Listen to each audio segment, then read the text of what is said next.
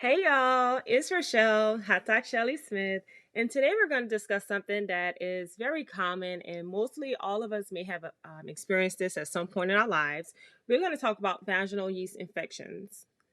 So, a yeast infection is a fungi infection that causes irritation, discharge, and intense itchiness of the vagina and the vulva. We also call it vaginal candidiasis.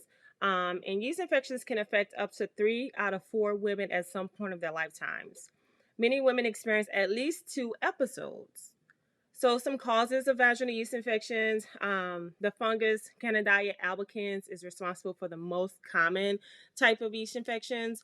Other types of Candida fungi can be more difficult to treat, and generally more aggressive therapies are needed.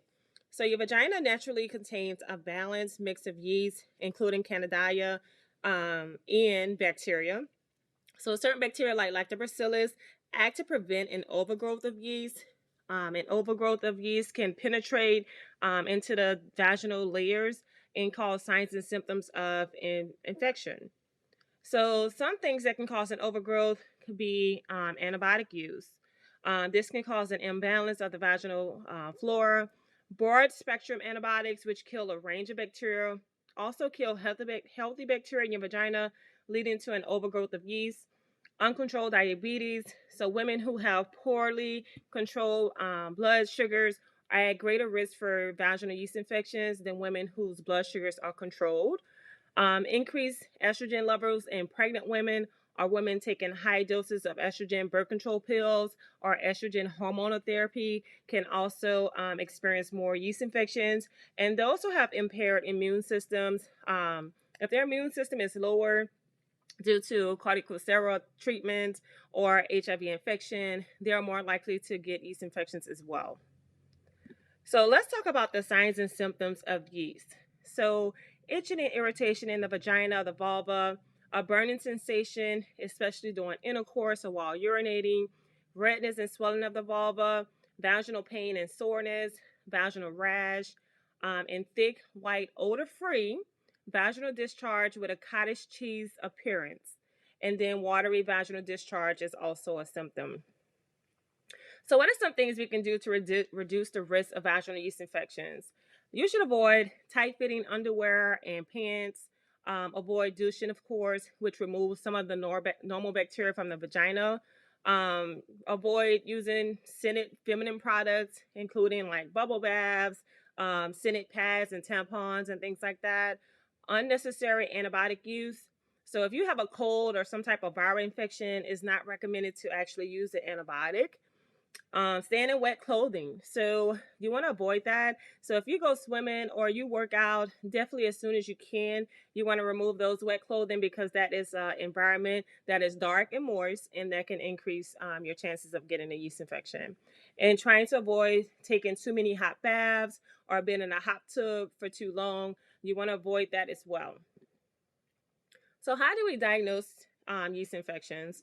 So, the provider may ask you questions about your medical history, like what are some past vaginal infections, if you had any experience or history of sexually transmitted infections.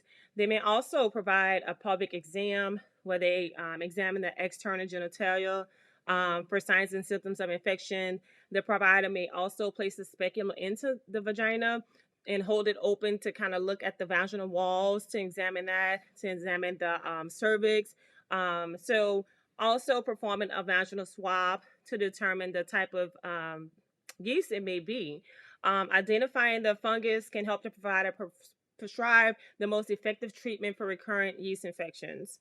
So typically, a candidiasis vaginitis is associated with a normal pH, so less than 4.5. So we may do our wet mount prep where we kind of put the vaginal secretions on a slide, and under the microscope, it will look like budding yeast, so we call hyphae, and that can let us know that there's some type of yeast infection going on. So how can we treat and manage yeast infections, right? So treatment for yeast infections depend on the severity, of course, and the frequency of your infection. So for mild to moderate symptoms, or infrequent episodes, the provider may just prescribe a short course of vaginal therapy. So, taking an anti-fungi medication for 3 to 7 days will usually clear yeast infections. Some anti-fungi medications could be in a cream, ointment, tablets, suppositories. Some of them include like Monistat. I do recommend at least Monistat day 5 or a 7 day. Day 1 and day 3, usually the patients will complain of the symptoms not completely resolving. And then there is a medication, Tericonazole, that I definitely go to after treating patients because it definitely seems to kind of help resolve yeast infections pretty well. The single dose oral medication is called diflucan. Sometimes your provider will prescribe this one-time dose. And then sometimes if it's a more severe infection, they may give you 2 tablets that you would take 3 days apart.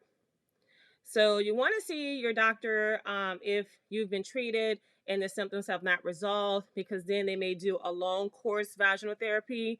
They probably will prescribe an antifungal medication that you take daily up to 2 weeks, and then once a week for 6 weeks, for 6 months. I'm sorry. At that point, you will go back in to evaluate if there's anything else that could be done. Multi-dose oral medications, the provider may prescribe 2 or 3 doses of an antifungal medication to be taken by mouth instead of the vaginal therapy, or sometimes they may do oral and vaginal creams on an external to kind of help resolve your symptoms. And a last route is the azole-resistant therapy. So this is when we recommend boric acid vaginal suppositories, which is a capsule that you would insert inside the vagina.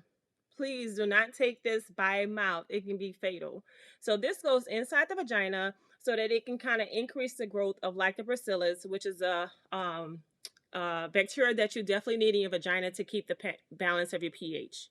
So this is information. Vaginal yeast infections are definitely so common that you can see some of these medications over the counter, which is fine. But like I said, if your symptoms do not resolve after a few days after completing the medication, please go in to be examined and to have a swab done, and also be screened for STIs if you're sexually active, just to make sure we're treating in the proper manner. So I hope this helped you guys.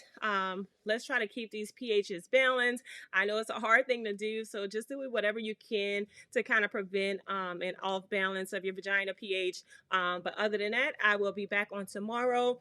I will go live in the group. There is a message on their Q&A. Please let me know what are some topics you guys want to discuss, some questions you may have. I do want to get some advice from you guys as well. So I will go live in the group tomorrow. So I hopefully see you then. Y'all take care. Peace.